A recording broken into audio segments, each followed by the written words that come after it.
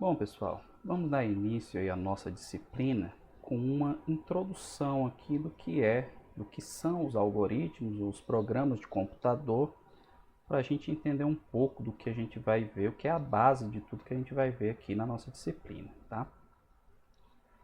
Então, nessa introdução, nós vamos ver a introdução, o que é algoritmo, o que é um programa de computador, o que é um compilador e um interpretador, como que a gente costuma representar os algoritmos e quais são as propriedades que todo algoritmo tem. Então, para entender como que os algoritmos funcionam, a gente precisa primeiro ter em mente o que é um computador, né? Então, o que é um computador de maneira geral? Ele é uma máquina que é capaz de sistematicamente coletar e processar dados para fornecer resultados destinados à resolução de problemas. Então, o computador ele é uma máquina que foi criada para automatizar tarefas para nós, os seres humanos. Não só automatizar, como fazer cálculos que a gente levaria meses, semanas, anos, sei lá, para poder conseguir fazer. Então a gente tem que enxergar o computador como essa ferramenta, uma ferramenta que está aí para nos ajudar para automatizar as tarefas e calcular, processar dados para nos dar resultados interessantes, fornecer resultados que resolvem problemas que nós temos no nosso dia a dia, no nosso cotidiano. E o que é um processamento de dados? Processamento de dados é definido como são atividades que são ordenadamente realizadas para produzir um conjunto de informações a partir de dados obtidos inicialmente. Então, como o próprio nome diz, processamento de dados. Então, a gente costuma ter dados provenientes de diversas fontes e aí esses dados eles são processados pelo computador. Como que eles são processados? Por meio de atividades que são ordenadas. E essas atividades ordenadas são determinadas pelo algoritmo que a gente vai ver agora. Então, o fluxo de um processo em um sistema de informação, em um computador, é esse aqui. Você tem um conjunto de dados que estão lá brutos, né? Esses dados são processados pelo computador. E como que esses dados são processados pelo computador? Você que vai dizer como que esses dados devem ser processados, escrevendo o seu algoritmo, o seu programa. E aí o resultado desse processamento é uma informação que vai ser útil para você. Tá certo? Então, o processamento de dados ele requer a execução de uma sequência de passos. E essa sequência de passos é o que a gente vai ver no algoritmo. Então, por exemplo, quantos alunos foram aprovados na disciplina Físico-Química 1 com nota superior a 7? Então, como que o computador pode resolver esse problema para mim? Seguindo aquele fluxo que eu acabei de mostrar para vocês, eu preciso entrar com os dados iniciais, tá certo? Então, quais são os dados iniciais? São as notas dos alunos. Eu quero saber quantos alunos foram aprovados com nota superior a 7. Então, eu tenho que dizer para o computador quais são as notas dos alunos. Então, eu obtenho as médias, as notas dos alunos. Aí eu tenho que dizer para o computador contar quais as notas são maiores que 7 e depois eu tenho que dizer para ele me mostrar o resultado. Então a sequência de passos para resolver esse meu problema é essa aqui. E aí o resultado final vai dar 4, né? Então você vai passar para o computador quais são as notas, ele vai contar quais são as maiores que 7 e vai te dizer, são 4. Mas tudo isso você precisa dizer para o computador, porque ele se você não disser quais são os passos para resolver o problema que você quer, ele não vai saber o que você quer, né? Então é assim que funciona a construção de um algoritmo, de um programa de computador. Cada passo desses que eu acabei de mostrar para vocês é uma instrução fornecida ao computador para realizar determinada ação. E o conjunto de instruções, ele é chamado de algoritmo, tá? Então, o processamento de dados ele envolve essas etapas. Eu tenho um conjunto de dados e preciso extrair uma informação dele. Então eu tenho um problema. Então eu preciso passar esses dados para o computador, passar as instruções necessárias para ele processar os dados de acordo com aquilo que eu quero, com aquela informação que eu quero, e me mostrar esse resultado. E esse conjunto de instruções é o que forma o chamado algoritmo.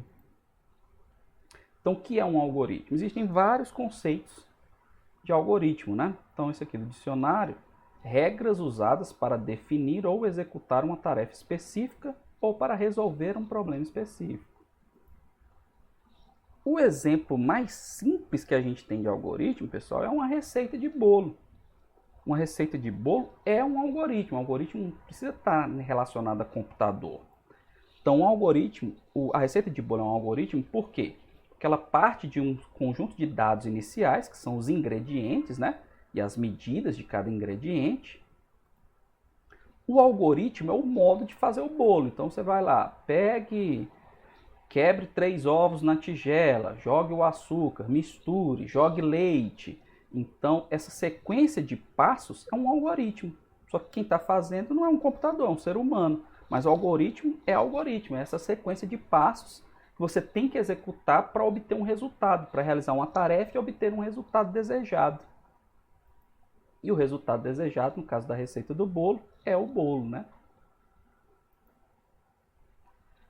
Agora, exemplo de um algoritmo para sacar dinheiro em um banco 24 horas. Como que você faz? Quais são os passos? O algoritmo é a sequência de passos, então. Primeiro passo, ir até o banco. Segundo passo, colocar o cartão. Terceiro passo, digitar a senha. Quarto passo, solicitar a quantia desejada. Quinto passo, se o saldo for maior ou igual à quantia desejada, você vai sacar. Se não, você vai receber uma mensagem que não pode sacar mais do que você tem na sua conta, né? E o sexto passo, retirar o cartão. O sétimo passo, ir embora, né? Sair do banco 24 horas. Então, esse é um outro exemplo de algoritmo já relacionado a uma máquina, né?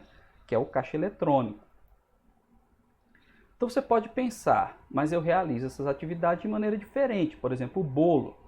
Eu posso misturar o ovo e o açúcar e botar o leite aos poucos. Eu posso colocar o leite de uma vez, né? No banco 24 horas, eu posso antes, eu vou sacar só se eu tiver um saldo maior ou igual ao que eu quero sacar, não é isso? Mas eu posso olhar meu extrato antes, né? Então essas atividades podem ser realizadas de maneira diferente.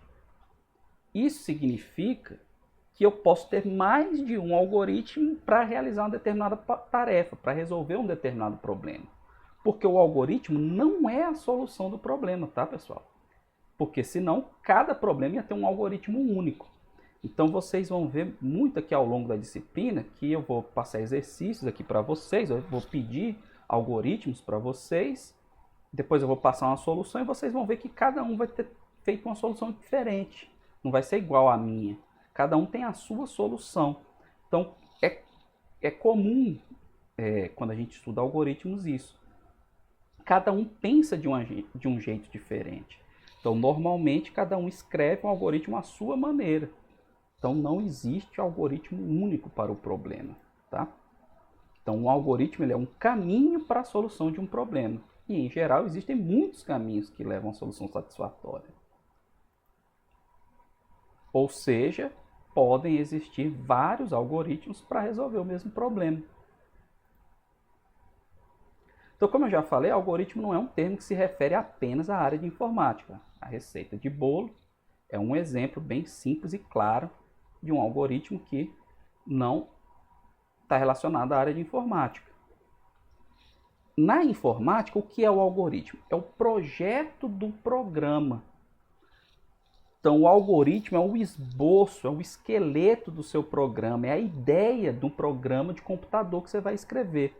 Então, todo programa de computador, ele começa com um algoritmo. Você escreve um algoritmo, onde você coloca suas ideias no papel, e a sequência de passos, você divide o seu problema em uma sequência de passos, e depois desse algoritmo montado, aí sim você parte para escrever o seu programa.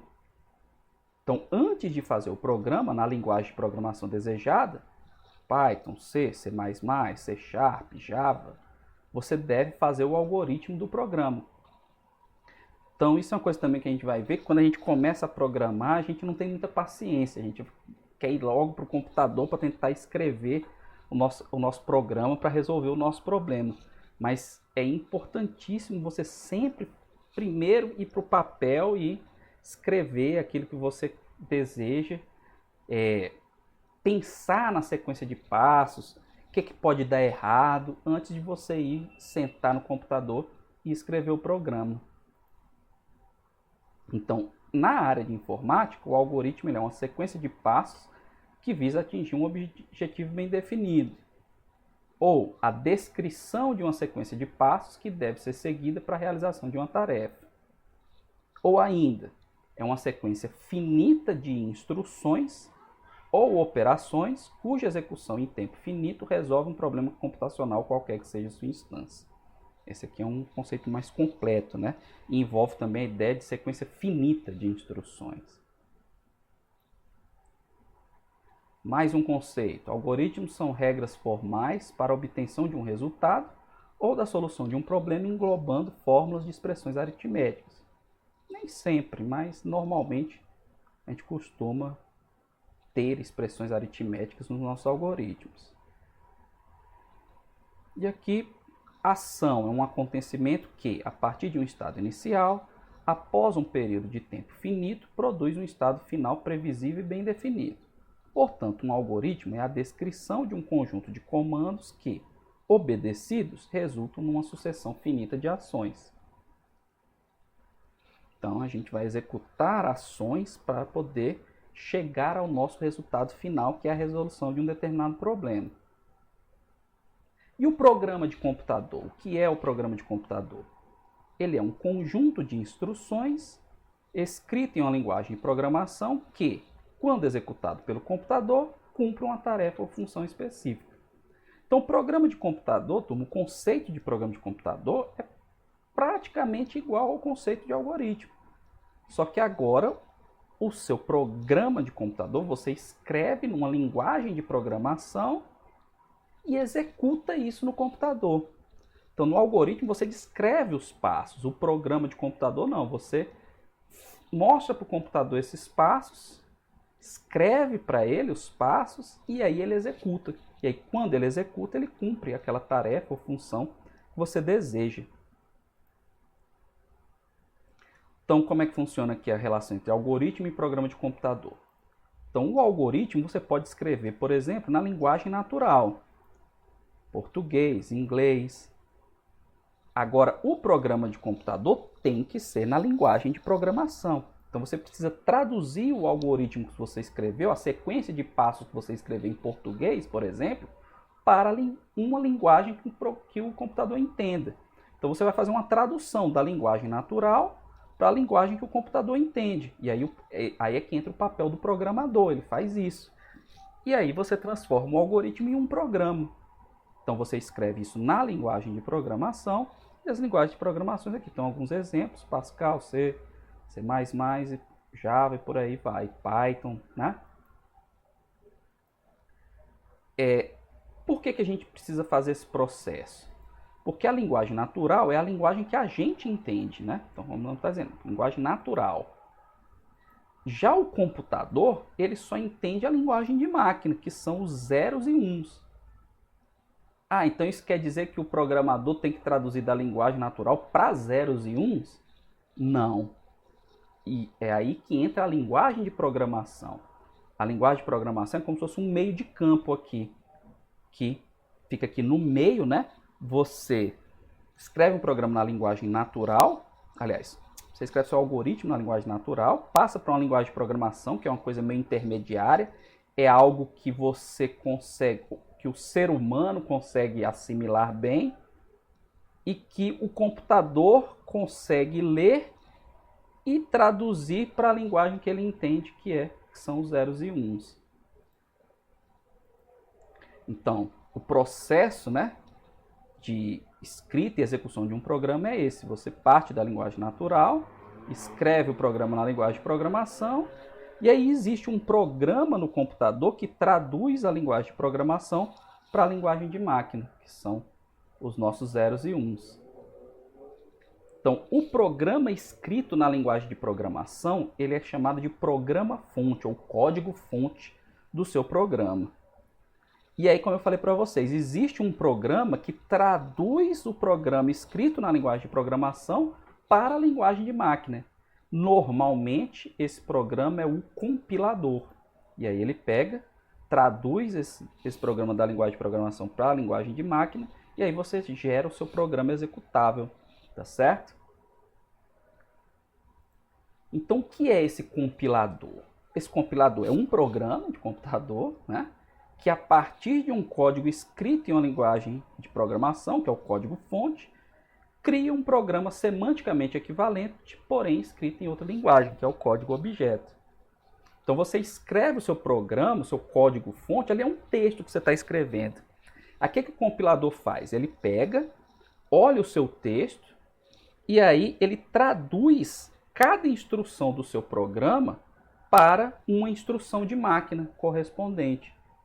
Que aí, esse programa traduzido é que é o programa executável para você rodar, por exemplo, o Word, o PowerPoint e por aí vai. Então, a funcionalidade do compilador. Antes de fazer essa tradução, como eu falei, ele vai lá e lê seu código-fonte, né? Então, quando ele lê o código-fonte, o que ele faz? Ele checa o seu código para garantir que o mesmo está escrito de acordo com as regras gramaticais da linguagem de programação utilizada. Então, as linguagens de programação, turma, são como linguagens naturais, como o português, como o inglês. Existem as regras gramaticais da linguagem de programação. Então, toda linguagem de programação tem uma sintaxe específica, o modo como você constrói as sentenças, o que pode vir depois de quê, que nem em português, né? Você tem uma frase, você tem um sujeito, né? O verbo e o objeto, não é isso? Tem sujeito e predicado, é o predicado. Tem o verbo, tem o objeto direto, objeto indireto. Aí isso depende, né, do verbo que você tem, se é transitivo direto, transitivo indireto, não é assim? Então na linguagem de programação é a mesma coisa. Você tem, não é sujeito, predicado, mas você tem uma estrutura, depois da estrutura só pode ter outra, depois dessa só pode ter outra. É a mesma ideia. Tanto que quem determina, quem estuda essas linguagens, quem primeiro estudou essas linguagens, foram linguistas, tá? Não sei se vocês já ouviram falar do Chomsky. Chomsky estudou linguagens, tanto naturais como as de programação. Então existem as normas de Chomsky, então tudo é uma coisa só. Você tem as gramáticas, os tipos de gramáticas. Então é uma coisa bem complexa para poder o negócio funcionar. Por quê? Porque o computador ele é ali, ele só entende a coisa daquele jeito. Por isso as regras têm que estar bem definidas, tá certo? E o que são os interpretadores? Um interpretador, pessoal, é parecido com um compilador. Só que o que acontece? Os interpretadores eles são programas de computador que leem um código-fonte de uma linguagem de programação interpretada, já vou explicar o que é, e o converte em código executável.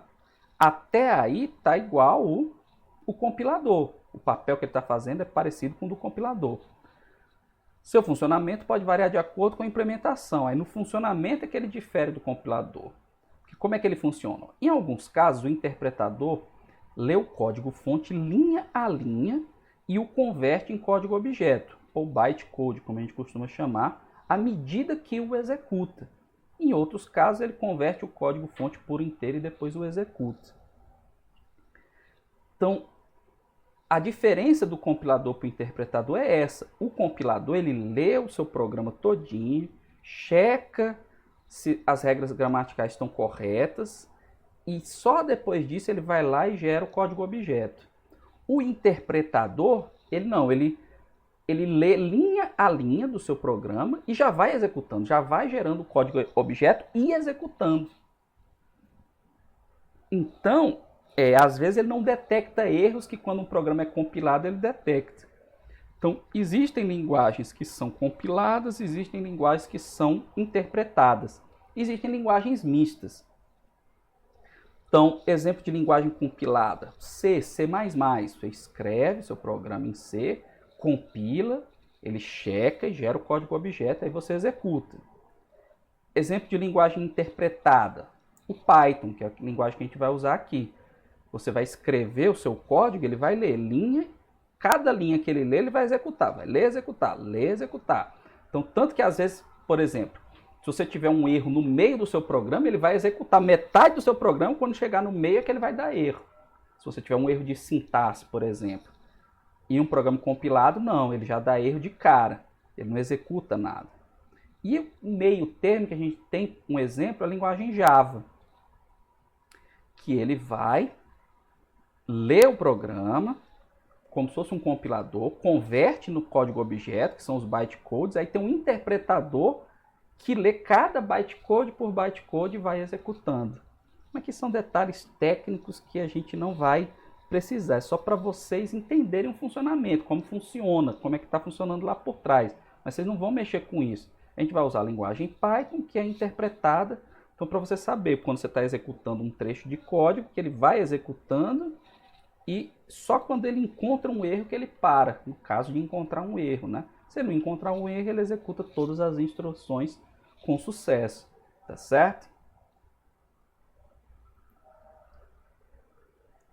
Como que a gente costuma representar os algoritmos? Existem 3 formas que são as mais utilizadas para a gente representar um algoritmo. A descrição narrativa, que é você usar a sua linguagem para descrever a sequência de passos que você acha que o computador tem que executar para poder realizar aquela tarefa.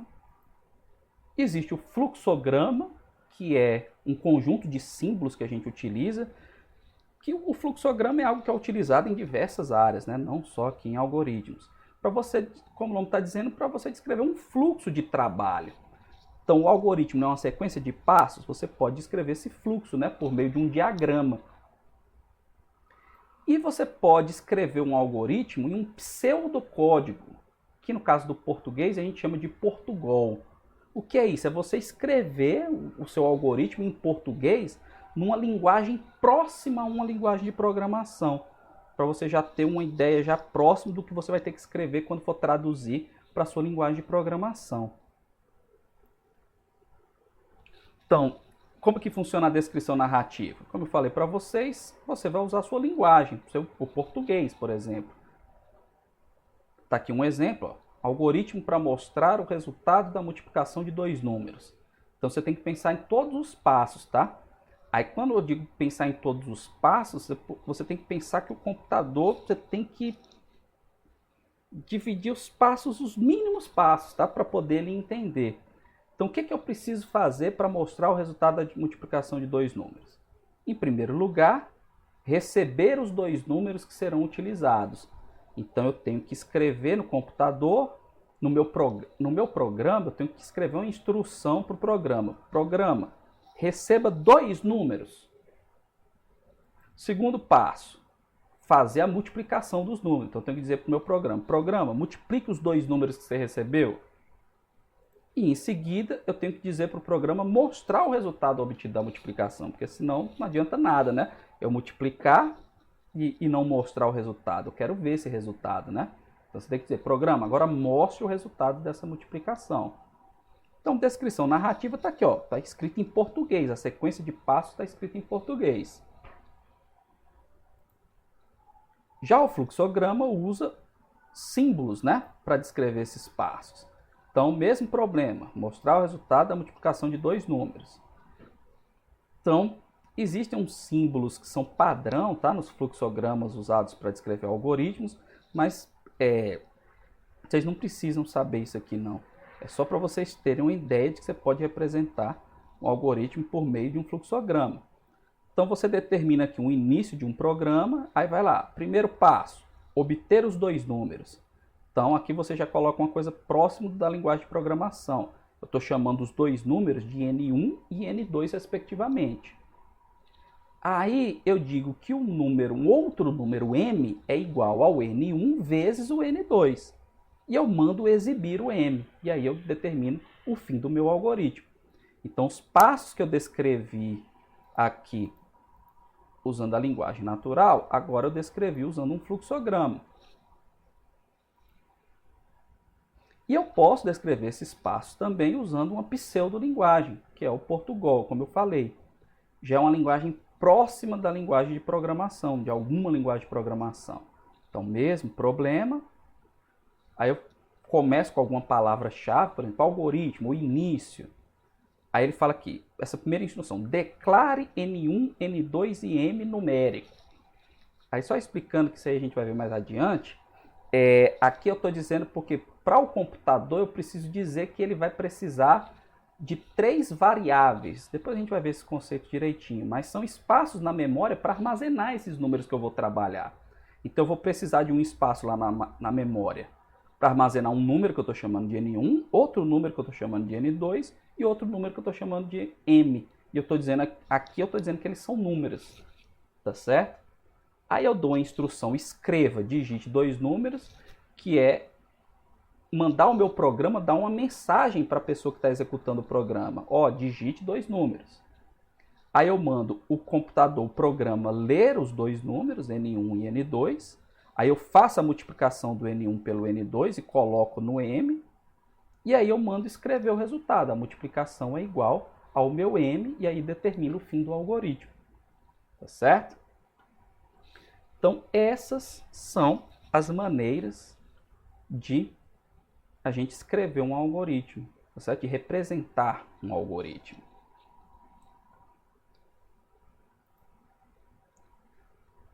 E existem metodologias para o desenvolvimento de algoritmos. Então, por exemplo, esse problema que eu acabei de mostrar para vocês é muito simples, né? Você multiplicar 2 números, mas é um problema mais complexo, que é o que a gente costuma se deparar, né? Costumamos nos deparar.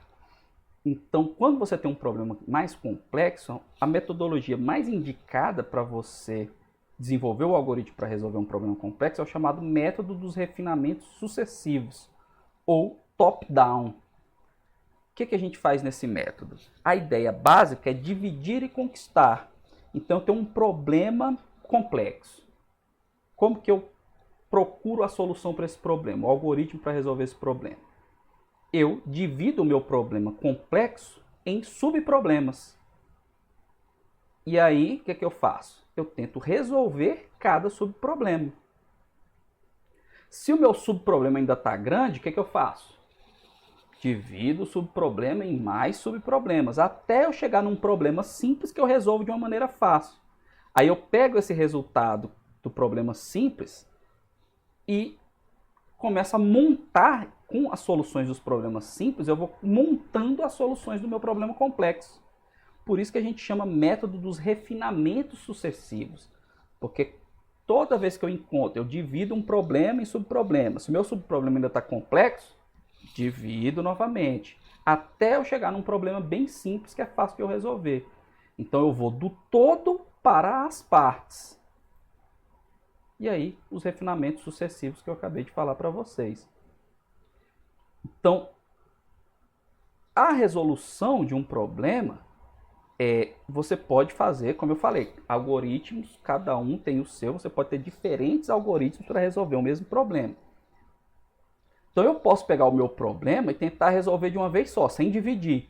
Só que isso aqui é difícil. Eu partir do problema, já sentar no computador e querer digitar e escrever meu programa. E isso é difícil de fazer. Solução como programa de computador. O que é mais fácil? É eu pensar com calma no meu problema. Penso com calma nesse meu problema, então tem uma fase de resolução do problema. Escrevo uma solução na forma de um algoritmo. Depois eu implemento isso como um programa de computador.